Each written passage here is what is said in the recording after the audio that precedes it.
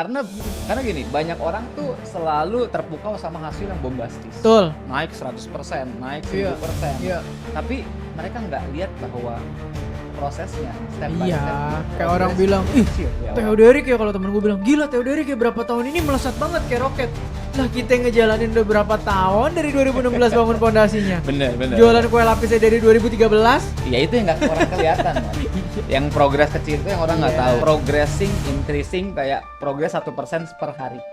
Oh, Jadi kayak lu nama media tuh. Ya lu harus lebih baik 1% setiap hari. Oke. Gitu. Karena ya orang yang terpukau sama 100 itu kan 1000%. Iya. Ternyata orang yang berubah itu karena 1% setiap hari. Dia lebih baik setiap hari 1%, 1%, 1%. Gue agree pak, Jadi langsung ya. langsung.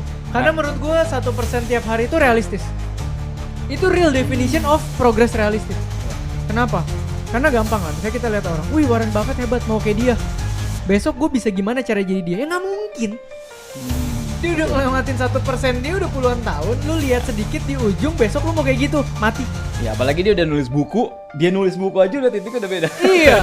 Titik dia beli saham kedua aja kita belum lahir. Jadi 1% ini gue agree banget. Ketika kita mau aim terhadap sesuatu harus bisa diturunin sampai ke yang paling kecil, sampai atomik. Yes. Dan kita apply tiap hari secara konsisten dan disiplin. Misalnya, ini contoh ya, gue nggak tahu ntar lu validasi ya, bener nggak Ini maksudnya ada gitu? beberapa poin-poin nih soalnya. Nah, misal, gimana caranya jadi Warren Buffett? Ya. Misalnya Warren Buffett sebelum kayak sekarang, tiap hari, satu hari baca 2 buku investment, 1 laporan keuangan. Betul. Misalnya, Ya, itu simple sekarang things kita ya. mau kayak dia, baca laporan keuangannya kagak bisa. Baca aja nggak pernah. Ya.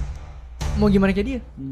Ya nggak? Proses dia input, proses sampai punya output kayak gitu, itu yang harus di highlight. Nah ini Ya. gue setuju makanya. Betul. Jangan kan misal lu belum bisa baca laporan keuangan, tapi lu ngerti dulu istilah-istilah Iya. keuangan. Apa itu book value? Iya. Apa itu profit? Iya. Apa itu revenue dan lain Nah. sebagainya gitu kan. Apalagi kalau 1% tiap hari aja, lu nabung 100.000 sehari aja. Nah, Sebulan lu punya tambahan uang buat investasi 3 juta. benar. Kalau nggak ada itunya lu mau invest apa? Betul. Ya, nabungnya di mana, Teh? Belum ada. Belum brand. ada. Jangan. Oke, itu yang paling populer ya kan, yang Iya. paling populer. Tapi sebetulnya buku ini banyak mengajarkan hal-hal yang penting. Nah, buku ini tuh ada statement, lu itu adalah apa yang lu lakukan berulang-ulang. Jadi dia bilang identity seseorang Ya. itu ditentukan oleh apa yang setiap hari orang itu lakukan. So ketika misalkan let's say, contohnya kita pengen jadi lebih sehat atau pengen jadi orang sehat. Ya. So, lu harus lakukan itu berulang-ulang. Orang ngeliat lu lebih sehat, makan lebih sehat, gym lebih sehat. Terus apalagi ngelakuin hal-hal yang berbau lebih sehat. Sampai orang mikir, Theo Derek sehat. Oke, itu gue agree banget sih Pak. Hmm. Itu gue agree banget. Karena balik lagi ya, gue setuju karena manusia learning machine Pak. Apa yang diinput, diproses itu jadi output. Kalau lu nggak percaya gue manusia learning machine, lu coba aja. Gimana caranya orang bisa punya badan bagus? Di luar latihan, pure makanan. Orang yang tiap hari makan protein cukup, less sugar, less oil, less carbs, bentuknya pasti lebih bagus daripada orang yang tiap hari makan banyak oil, banyak carbs, banyak sugar. Kenapa? Karena memang kita diciptakan begitu.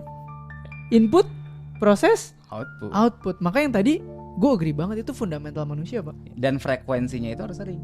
Ya tiap hari. Betul. Supaya Betul. ya membentuk identity. Kayak sekarang Theo Derek deh. Hmm. Kenapa orang lihat